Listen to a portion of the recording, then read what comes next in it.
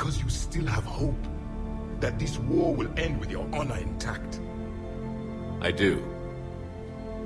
Stand in the ashes of 1 trillion dead souls and ask the ghosts if honor matters. This silence is your answer. I don't need to stand among the ashes of 1 trillion dead souls.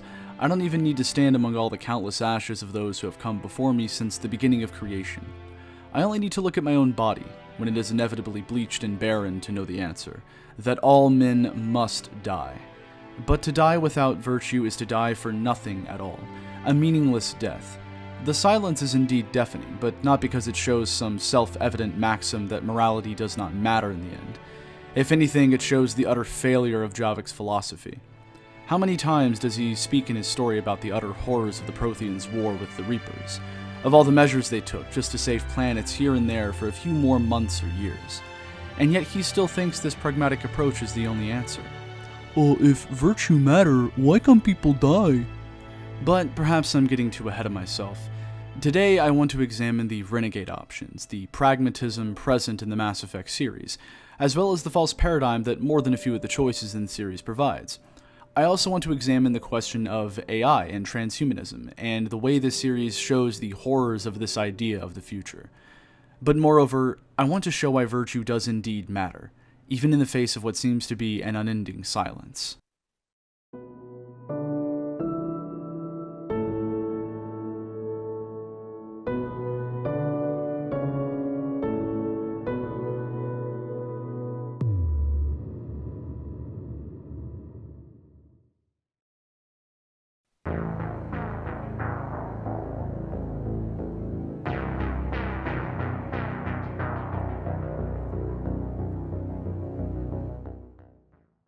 Let's start with some basics. Throughout the series, not you have the morality system. The Reds and Blues, I mean the Paragon and Renegade. In the first game, you can immediately see the difference. Paragon is your stereotypical good guy who loves aliens. We'll bang, okay? And Renegade is... In all seriousness, though, Renegade is defined by its apathetic and ruthless actions, while Paragon, on the other hand, is defined by its compassionate idealism. In the first game, we're given a striking example of a pragmatist to foil Shepard in the form of Saren. Saren believes that humanity is dangerous and too unpredictable, too aggressive. So he sets out to combat humanity by any means necessary.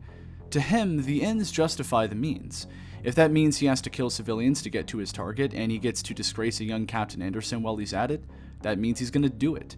If that means joining forces with a gigantic eldritch abomination hellbent on exterminating all sentient life, well, he's going to do that too. After all, pragmatism is defined by what is alleged to be applicable and practical. But what defines this is entirely arbitrary to one's goals. This is why even a cold-hearted, utterly ruthless Shepard is still Saren's enemy. What is practical for the both of them is completely at odds, which shows a massive flaw in the underlying presupposition of this way of thinking. How can you assert that what is true and good is what is practical when that is an arbitrary standard? It's a complete contradiction. If it's arbitrary, it is not universal and absolute, and vice versa. But that doesn't stop people from making these sorts of decisions in the universe of Mass Effect. People like Saren are themselves in the backdrop of this universe's history, and you have events like the infection of the entire Krogan species with the genophage. So how does one make a good choice? Is Saren wrong for pursuing his goals at any cost? Is it just a matter of having the wrong goal? I, for one, would argue that the problem goes much, much deeper. For instance, fairly early on in Mass Effect 1, if you follow the more recommended route of going from Therum to Pharos to Noveria, you can see on Pharos a choice that really shows the flaws with the Renegade mindset, and not just because they're big, stinky, meanie space racists. You big, stupid jellyfish. The people on this planet have been tortured and essentially infected with a mind plague from the ancient Thorian creature, which mind controls people through pain responses and spores in the air.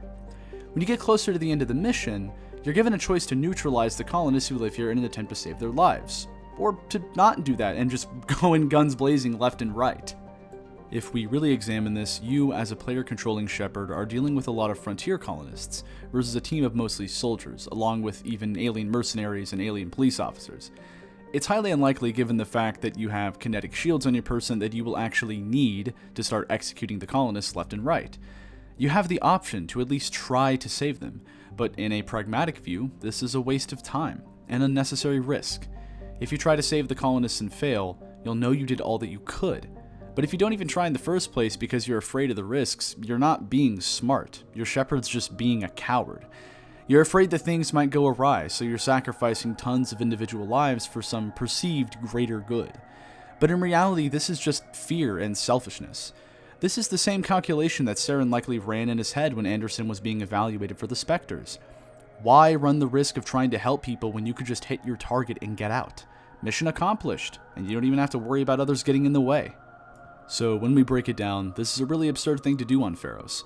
You could easily save people, but Renegade Shep just says, "No, I'm too scared." This is why it's a false choice between what's ideal and what's practical. The only moral choice here is to try and save the people, but if you can't, to pull through and complete the mission. We're given another example of a false choice in the series on Novaria as well. At the end of this mission, one can choose to free the Rachni Queen or to kill her. We can side with the bloodthirsty Rex and let our fears rule us. We can try to maintain our sense of normalcy, doing what we think is less of a risk, and wipe out the last of the species, rather than not punishing one for the actions of their species thousands of years ago and doing what is right, even if it is scary. The former is a feeble attempt to maintain the status quo, and a big assumption that the Rachni will turn out as they did the last time. Even if they are big, disgusting-looking space bugs, it doesn't mean we should wipe them all out, and Mass Effect 3 shows how helping the Rachni can actually pay off, but again, perhaps I'm getting ahead of myself. On Vermeer, after chasing Saren for the entire game, we get a good long look at Saren's philosophy. You of all people should understand what the Reapers are capable of. They cannot be stopped. Do not mire yourself in pointless revolt. Do not sacrifice everything for the sake of petty freedoms.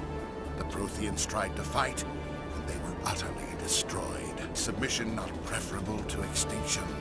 But if we work with the Reapers, if we make ourselves useful, think how many lives could be spared. Saren is, at his heart, a total coward.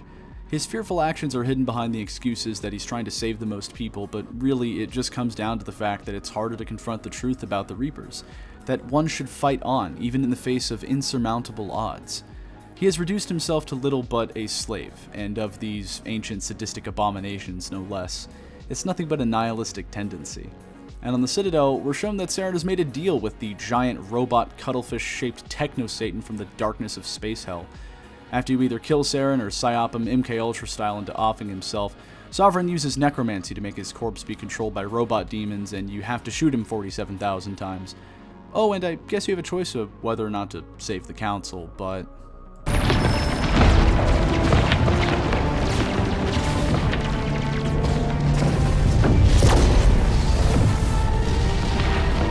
In all seriousness though, although I actually believe whether or not to save the Council is one of the better dilemmas of Mass Effect, it's also still a perfect example of a false paradigm. On the one hand, the ramifications of letting them die and focusing on Sovereign would be huge, but on the other hand, saving the figureheads of government and the capital ship would show unity from humanity with aliens. But the truth is, if the Destiny Ascension is as powerful as it's said to be, then it is a vital asset in war, and full of thousands of soldiers as well as government officials. If you're really trying to save the most people possible, then shouldn't you try to save the Destiny Ascension? Well, if you do, you just lose an almost perfectly equivalent amount of human lives and assets. It's a ridiculous dialectic the game establishes. Throughout the game and the next two as well, we're presented with this false paradigm of Paragon and Renegade over and over. Every time Shepard wants to be a cold, calculated, and practical soldier, he also for some reason needs to be, by necessity, a space racist. And if you believe in being virtuous first, even in the face of insurmountable odds, for some reason you have to prop up the galactic status quo as well. It leads to this insane false choice where you either support the cringe and blue-pilled oligarchs of the Galactic Council who are explicitly and openly corrupt and entirely incompetent, or you have to support the space racist agenda while being an uncontrollably violent psychopath obsessed with trading lives for victory, almost as bad as Saren is. But there are deeper problems with this weird false dichotomy in the entire paradigm of how the world operates. It's also, as I mentioned with Saren's cyborg body boss fight, a horrifyingly transhumanist society. You know, a good example is when Shepard gets turned into mincemeat and slams into some planet from space and dies. You idiot. Master Chief wouldn't die from that. So you beat Sovereign, and in usual liberal democratic style, Shepard is sent to investigate a bunch of nothing, while the bureaucracy finds fancier ways of doing absolutely nothing, and also congratulating itself. And then he dies. Shepard gets put back together somehow as a robot man. Oh, and cybernetics literally bleed out of your face if you make super evil decisions from here on out. And need I really bring up my problems with a transhumanist science-worshipping society calling their project Lazarus and treating Shepard as some sort of messiah? Really? Anyways, we get a different foil this time around, and one that's closer to home, so to speak, to Shepard in the form of the Elusive Man. He is someone who, as evidenced by Cerberus in the first game, will go to literally any lengths to get a perceived victory for the human race. I'm talking human experimentation, alien experimentation, revival of ancient aliens, terrorist bombings, assassinations, poisonings. So basically you're working for the CIA in Mass Effect 2 and have to fight these bug people who are kidnapping a zillion humans from backwater frontier worlds.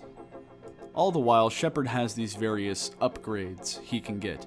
Yes, I said he. I'm a guy. I don't play FemShep. And he is literally half robot. And he runs into all sorts of disgusting abominations, like this thing, who is literally a cloned human being, or this thing, which was also made in a big test tube, and even a Romanian. I mean, an alien.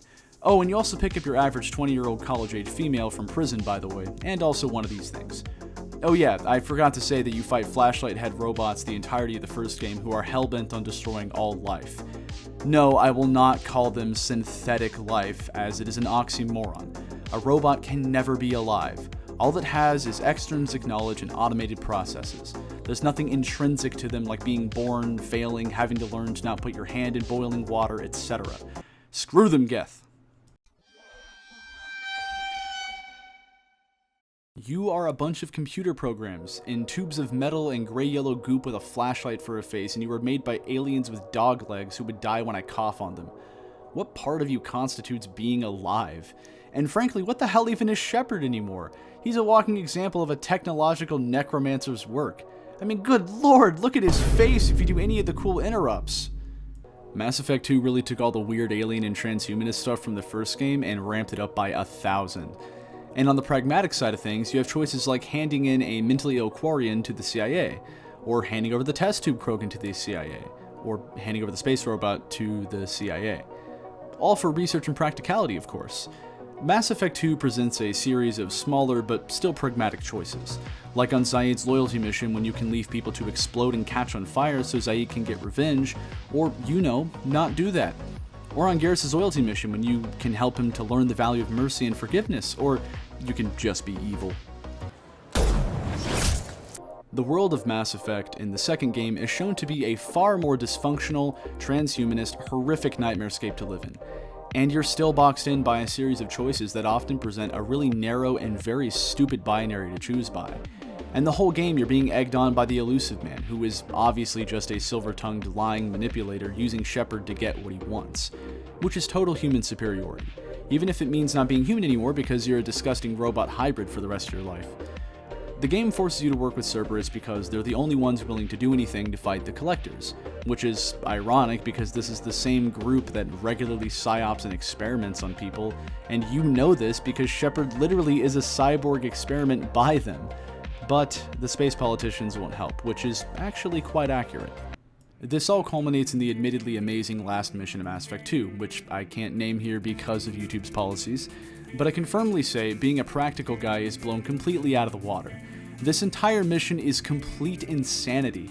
You're in a small, revamped version of an experimental stealth ship with a ragtag group of insane people and experiments, and you go to fight the Collectors completely by yourselves. It's unpractical in every way, and it is entirely honorable and totally epic. This is the essence of what I mean when I say you should do what is right regardless of the consequences. A life lived without God and virtue is entirely meaningless, and going to fight literal undead abominations orbiting the abyss of a black hole with nothing but your comrades in the hopes of saving your entire species in the galaxy, and while knowing many or most of you could easily die here, is 100% what a true warrior would do. At the heart of this horrifying place is the pulped and pumped human remains which now reside in what will become a Reaper. After thankfully freeing your crew if you weren't a lazy idiot, and then destroying this satanic monstrosity, the Elusive Man, after lying to you, tricking you, trapping you, in basically just being your average intelligence agency, wants you to only kill the collectors and spare the base so they can study the technology, to get an edge against the enemy, which is really practical and logical and would allow for...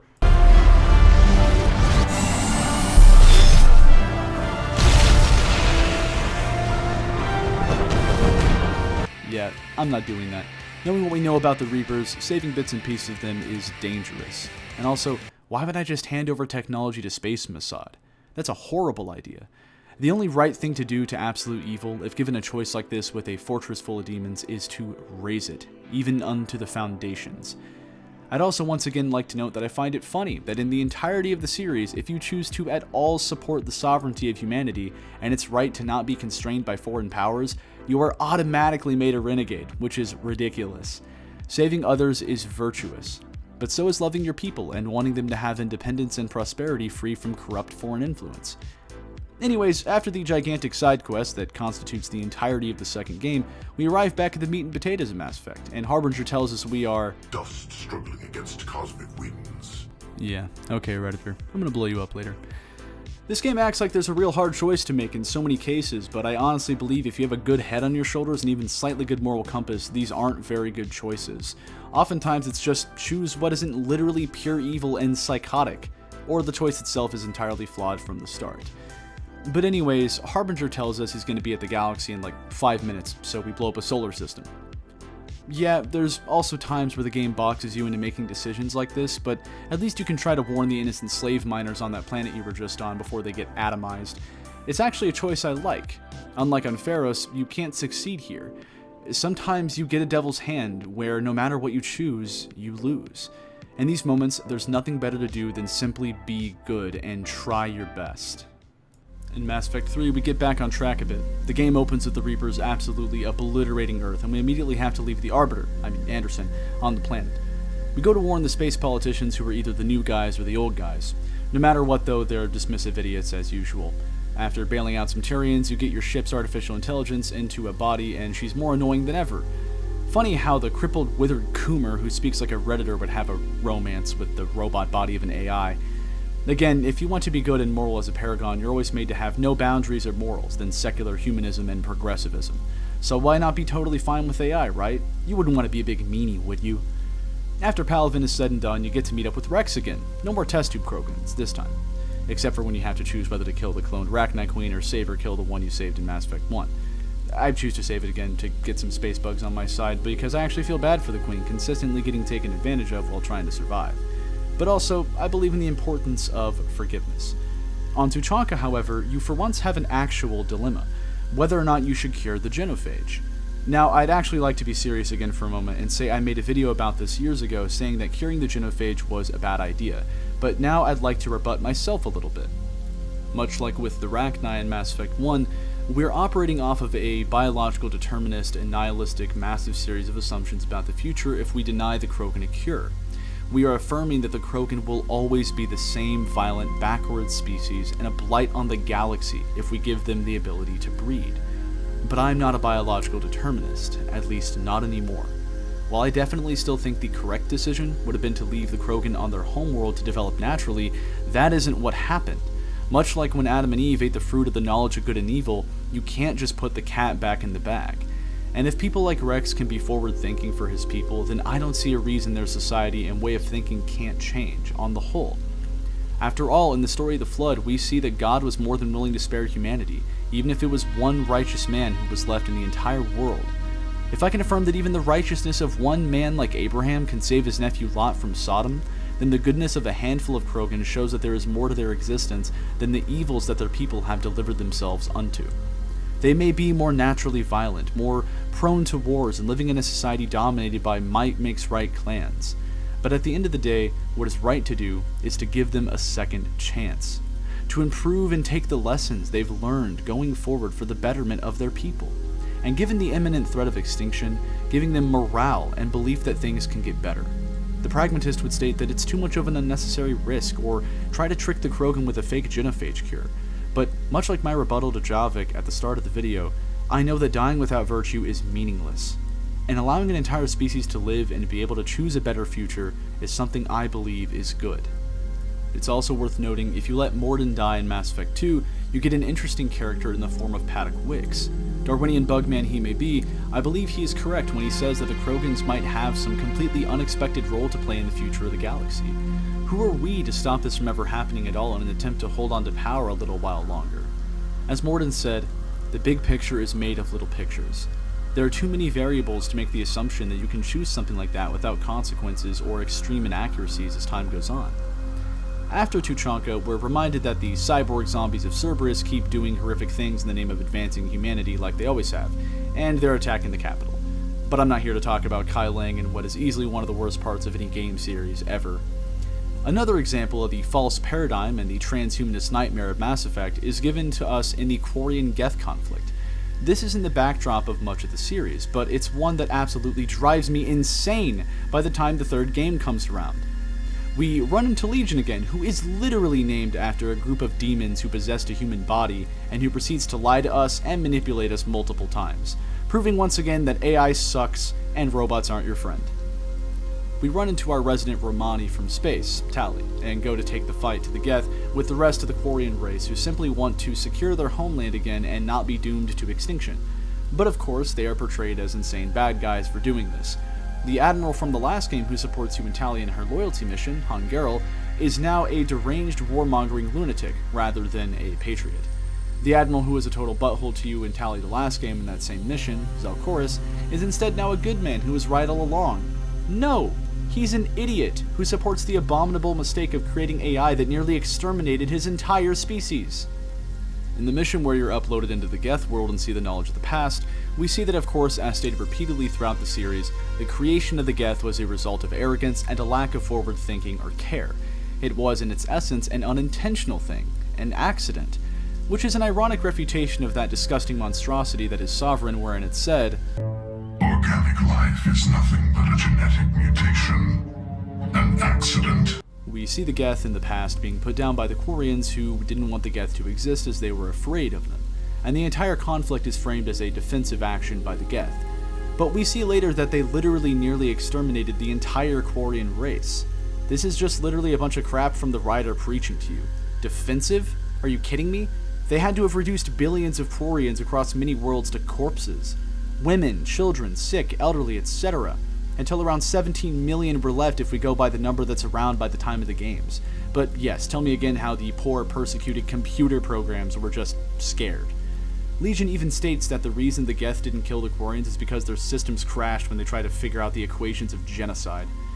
During this brief but intense war, we get repeated and ridiculous contradictions to support transhumanism. In Mass Effect 2, Legion tells us that the Reapers are what the Geth want to become. They are a unity of entire species' minds melted into a hellish existence subdued by technology, and Legion tells us that they are the ideal existence for the Geth. But for some reason in Mass Effect 3, Legion dies to give the Geth individual existence, which is in itself an oxymoron, as the Geth are computer programs and thus can only imitate and have extrinsic knowledge. I, for one, don't care. Screw the robots, give the Quarians back their homeworld so they can correct the mistake of ever making the Geth in the first place. Bye-bye, Legion. I do not feel bad for this decision, because Legion is not alive. Javik even speaks of robots in his own cringe Darwinian way as never experiencing the trials of life, of mistakes, of learning, of being born vulnerable, and of experiencing the inevitability of death. They are nothing but an imitation, a fake mirror of what is truly alive. They cannot experience the senses, and no, they do not have an immortal soul. They don't understand transcendental categories like love, morality, ethics, etc. that all of reality is predicated on. They are only an application of the categories of logic and truth in an extremely complex series of computer programs. To further drive this point home, every system can never prove itself, like Russell's paradox of the paradox of predication, or what all computers today are based on, the Turing machine. When we tried to get a Turing machine to simulate a Turing machine, it arrived at a paradox. It came to the conclusion that it was impossible to exist, but since itself is a Turing machine, it became paradoxical. The Geth can never experience life, because the essence of life is something intangible, and they are nothing more than complex Turing machines, a series of repeating formulas and processes. And before anyone tries to say it's a contradiction to support curing the genophage but not helping the Geth, I'd simply rebut with the fact that the Krogan are actually alive. Krogan have personality, intrinsic knowledge, the impending reality of death. They can change and have true repentance in their hearts and minds and lives. The Geth are only made of extrinsic knowledge. Traditions and cultural myths may give what are extrinsically considered to be nonsense, but give valuable lessons and guides on what people ought to do and not do in reality. The Geth entirely lack things such as tradition, myth, culture, and this type of knowledge entirely. They are really nothing more but a more advanced version of the systems in your cell phone. Nothing more. That brings me to the final part of this more broad critique of the fake and flawed choices of the series and the issue of transhumanism present within it. The Reapers. I've intentionally ignored talking about them too much as I overviewed the series, so I can look at them over the entirety of the 3 games. The Reapers are a countless series of abominable machines that are products of genociding the galaxy's races and breaking them down into a paste to be put into the mechanical veins of a Reaper shell. They are each the collective consciousness of an entire species being forced into a hellish existence of oneness. And of course, they are the brainchild of an AI program. The funny thing about this entire view of the galaxy is that it is predicated on the idea of the eternal return and perennialism. Every time the AI of a species comes into play, it's apparently always violent, and thus all species who are advanced enough have to die. The irony being that not only can you prove this thing wrong, but you can also just let the people win and destroy the Geth. So this supposed eternal conflict is just not correct from the beginning. But of course, a machine wouldn't understand variables and chaos theory. It's only a series of binaries and mathematical codes. Of course it would produce this asinine and insane solution. It creates the cycle it sees as inevitable because instead of allowing the conflict to be resolved and the variables to come into play, it tries to assert its function on a universe wherein the longer you progress or the further you look back, all mathematical models disintegrate because of things such as chaos theory. The AI is built to presuppose that the conflict with AI and life will always end up in life's extinction, but it itself is the great exterminator as an AI against life. It's paradoxical and extremely stupid. It's not even a dilemma. I am not going to doom all of life in the entire galaxy to a revolting existence of being fused with technology at the cellular level. That's what the Reapers are already basically doing every 50,000 years. It's a really stupid ending. I don't know why people like this one. And I'm also not going to try and control these things. Pragmatically speaking, why would you let all the resources of the Reapers go when you can now control them and use them as the ultimate controller? One could make the case that pragmatically, even from a practical view of Shepard's life and goals, that destroying the Reapers is a more sound decision. But this once again shows the problem with pragmatism on the whole. It's entirely dependent on what you can apply at the time. It's inconsistent at best and incoherent and immoral at worst. And from a moral point of view, why in God's most holy name would I not immediately wipe the Reapers and all AI from existence? Screw these things. Blow them up.